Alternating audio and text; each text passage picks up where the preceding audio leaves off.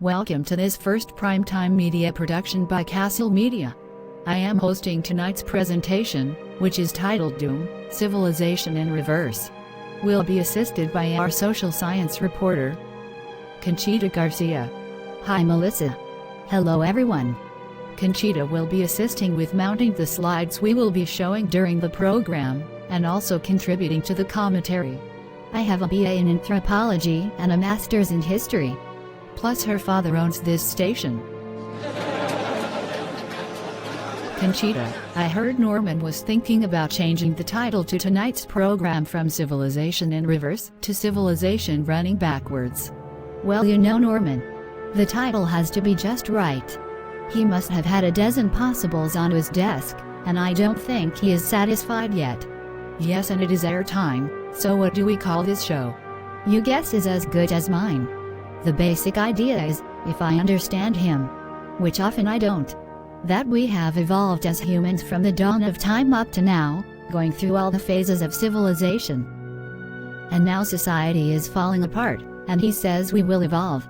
Or I should say devolve, back through those stages until society is once again like it was in prehistoric and savage times. Okay then. I am calling this program Civilization Going Backwards. And maybe I am risking my job here.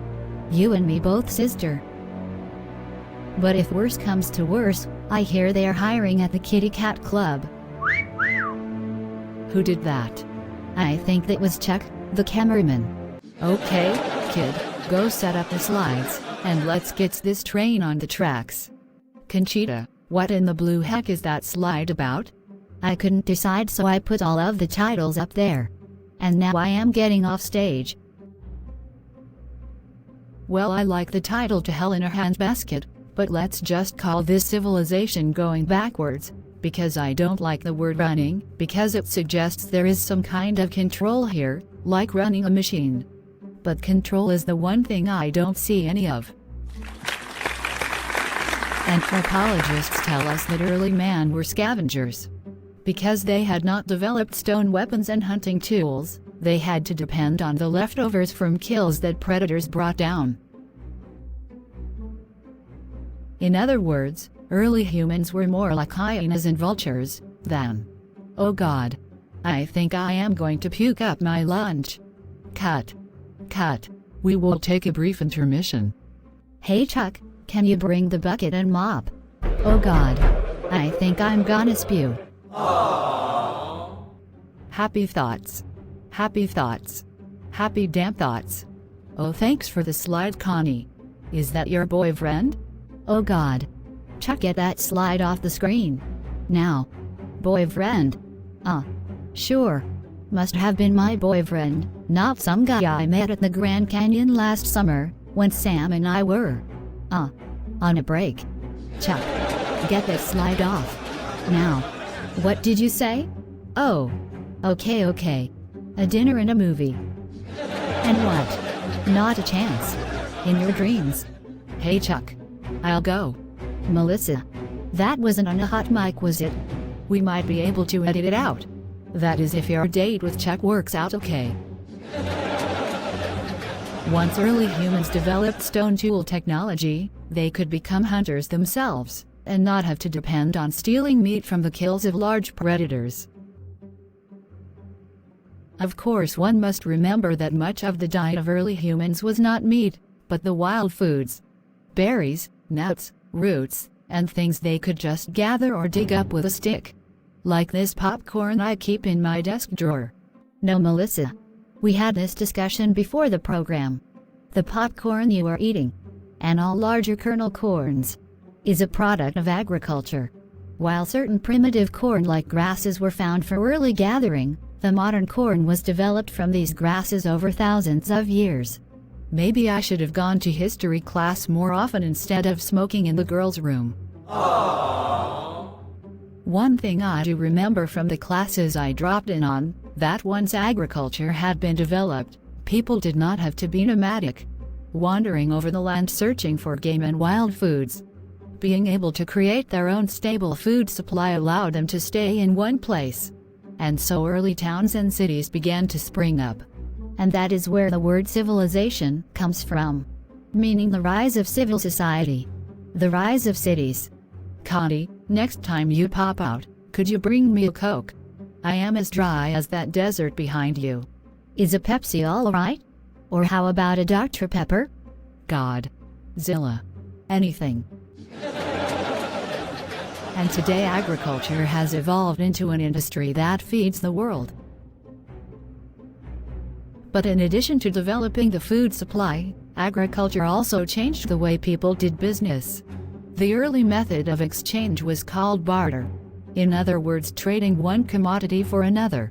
You created a surplus of whatever you created, such as wheat, and traded that surplus to someone for their surplus goods, such as shoes. And you could trade your labor for goods, such as working so many days on someone's farm in exchange for food. Oh hi Connie. You have something to add? Yes. I just wanted to say that as cities grew, the barter system became larger and more complex, giving rise to the market as we see here in this Aztec settlement. Melissa, when I was little, down in Central America, we went to the market almost every day. My mom would bring the sandals she had woven from yucca leaves to trade for meat, and I would trade the little dolls I made from corn leaves to trade for sweet sugar cane. So you were too poor to have any money? We didn't need money, and we had everything we needed. So I would not call us poor. Oh, sorry. You know, Melissa, in ancient times, where I lived, there were long trails between different areas that had different materials they could use like money to barter with. Let me step out so the viewers can see this map. Connie, I remember this map when you were picking out slides. Those red lines are the trails in the commodities being carried between areas where obsidian for making tools and jade for carving. And the picture in the corner is an ancient Aztec drawing showing the traders that followed those trails carrying goods for barter. Imagine that your village needed both these goods, but you only had one or the other. And imagine walking from one area all the way to the other to exchange one for the other, and then carry it all the way back. What if you had to walk to Wisconsin to get cheese, and carried apples to the farmers there to barter? These long-distance bartering networks gave rise to trade networks that connected resource areas to markets. But carrying heavy loads of goods, or very large objects, like a cow, all those miles was very inconvenient, to say the least. So what did they do? They invented money. It was still a barter system, but at one end the seller agreed to trade his item for an agreed amount of money, such as these coins. And the farmer could then walk to the village at the other end of the network, with just a little bag of coins to carry. And when he got to that market, he could trade the coins for whatever he needed. Money. Money. Money. Connie, may I assume you like money? You bet your pretty red dye job I do. This is not a dye job. Come out here and say that to my face, Connie Chickenita. Your boyfriend told me it was not your natural color, and he should know. My boyfriend is just mad at me because I called him a mindless dork. And what were you doing with my boyfriend anyway? He hates dark-haired women from Honduras. I am from Bolivia, not Honduras. Connie, what are we doing? We have been friends for weeks. I know, this is crazy. Plus we are ruining this video, and Norman will fire us both. Or maybe he will send Chuck the cameraman to beat us up. Chuck? I could tie him in knots with one hand, while baking cookies with the other.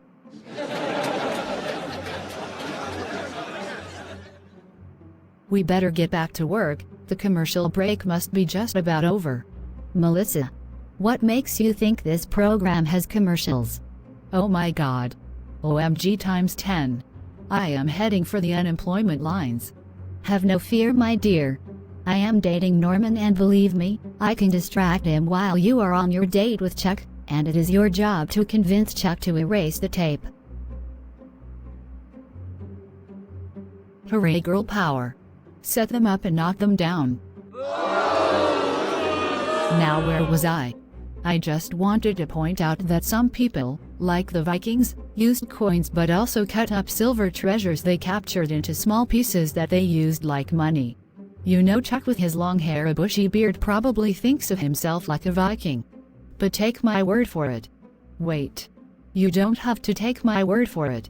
Connie, put up that picture you took of Chuck at last year's office party. Connie. Oh my God. Zilla. Take that away before I wet myself. You know, in the early days of agriculture, every person was basically a farmer, and had only themselves to depend on for putting food on a table. It was a hard life, and for many families, even if they had children old enough to help them, their existence was barely subsistence. Oh hi Connie, did you want to say something? Yes. I was just going to say that my uncle's family had a farm in the highlands of Bolivia, and they had flocks of chickens and goats, and also large gardens. They survived with the help of their 5 children, but they could never let a day go by without doing hours of chores. But in spite of being sort of slaves to their farm, with never a vacation and not even a day off, I have to say my uncle's family seemed happier than mine. With unemployment, the recession, and living in a city with worries every day about what tomorrow would bring. But it was a hard life, and as soon as wage labor came into being, where you traded your time and effort to someone who gave you wages or money, a lot of people preferred a so-called job over the manual labor of growing your own food. Yes, I think I would rather have this job than harvest crops and feed livestock and never have a day off. Makes me tired just talking about it. Plus the sun and wind would ruin my hair. Wage labor seemed like a blessing to overworked farmers, especially for women and girls who wanted to be independent. Yes, but and there is always a downside.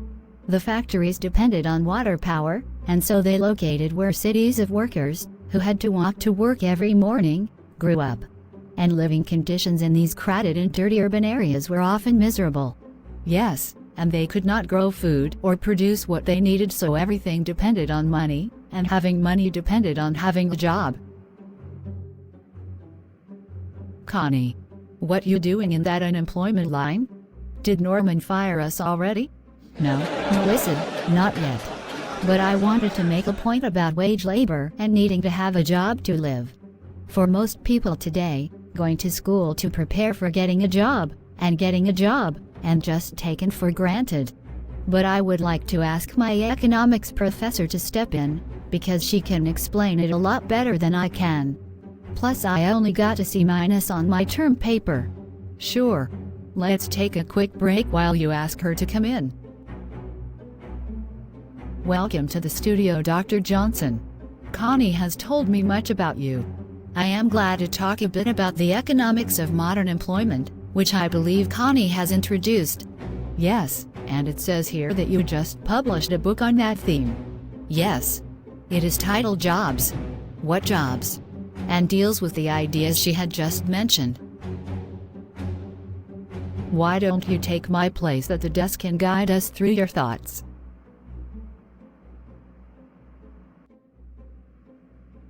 Okay, where to begin?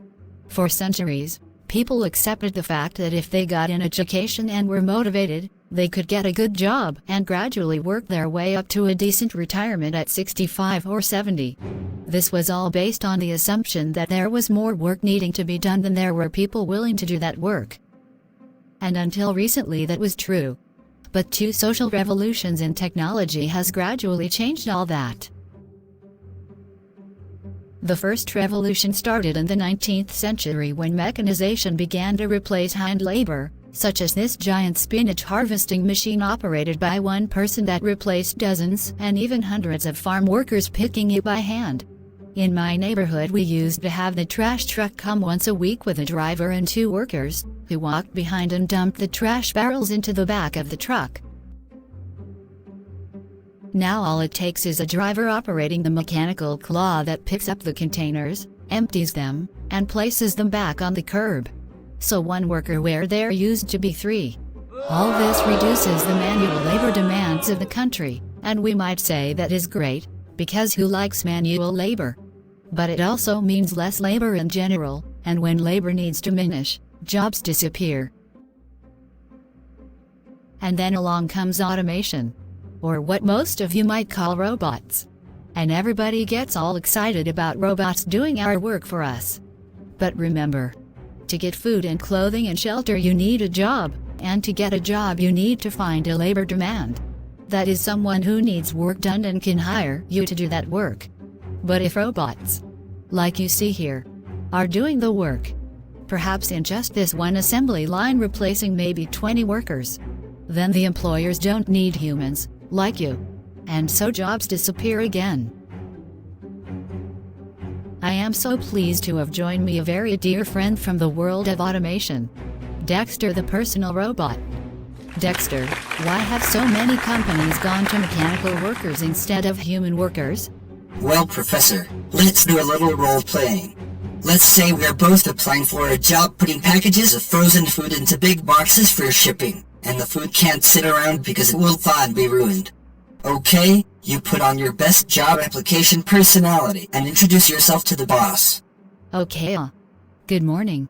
My name is Victoria, and I really need this job, because I have 4 kids and a sick mother, and our roof is leaking. So tell the boss what your requirements are for this job.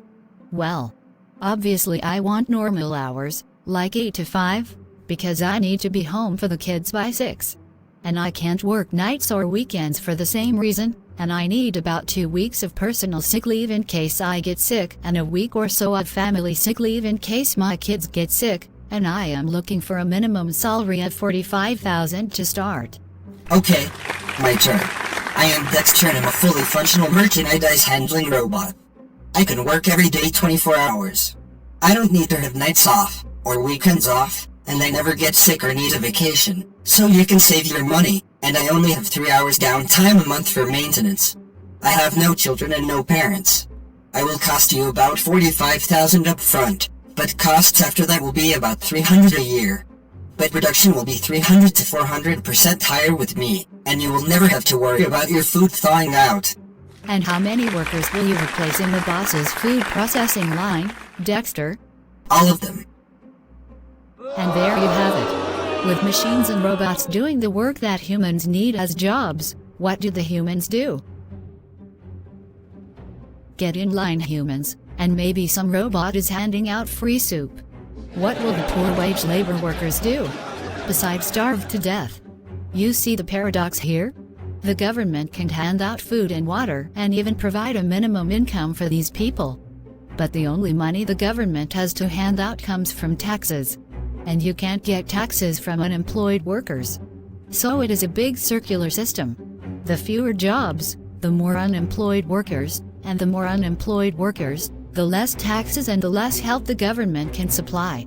So I am afraid what I said half joking is in fact true. These people will just starve to death. At least some of them. But guess who will be laughing at all those people in the soup and bread lines? The farmers. They still have access to land and the soil to grow things in and graze livestock, and so long as it rains, and the sun shines, they can produce their own food. But before you get all excited, remember, every silver lining has a cloud attached to it.